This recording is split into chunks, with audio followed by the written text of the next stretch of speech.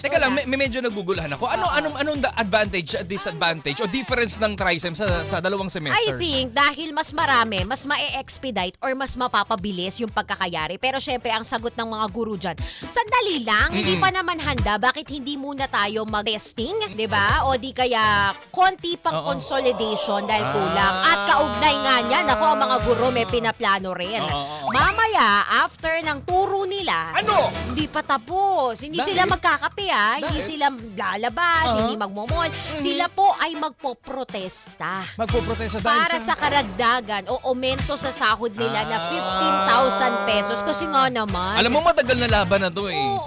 Siguro this time, ito na yung pagkakataon para mapagbigyan naman natin yung paghihirap at sakripisyo ng ating mga guro. Lalong-lalo na sa mga public school. Di ba? Palakpakan natin ang mga public school teachers natin. Oo, kapag may brigada eskwela, labas pa sa bulsa, pati brigada budget ng pamilya. Gumagawa talaga sila ng diskarte at ng paraan para syempre maitawid yung welfare ng kanilang pinagtuturuang eskwelahan. Palakpakan! Alam mo talagang dapat suportahan yung pagtaas ng sahod nila para naman, di ba, si teacher meron pa rin pambigay ng baon sa mga estudyante kasi ang dami kong kilalang ganyan kahit hindi nila anak, estudyante lamang nila. Pero wag mong malalang lang dahil minsan kakainin at isusubo na lang ni teacher.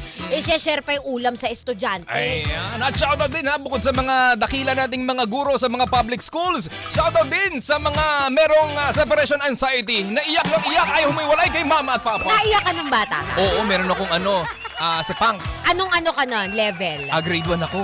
Ayun, Totoo. tanda mo na, umiyak ka pa. Totoo yun! Ako naman, kinder lang ako umiyak. Totoo yung may Punks ako nung grade 1 ako. Yun na nga, di kita judge. O bakit? Nasanay kasi ako sa bahay. Tapos, Sa lola mo? Lagi ako sa lola ko. Paano iyak mo, sample? Ganyan. Kainis. Skip out ka na. Ay, hindi, joke lang. Hoy naging issue yan kamakailan lang.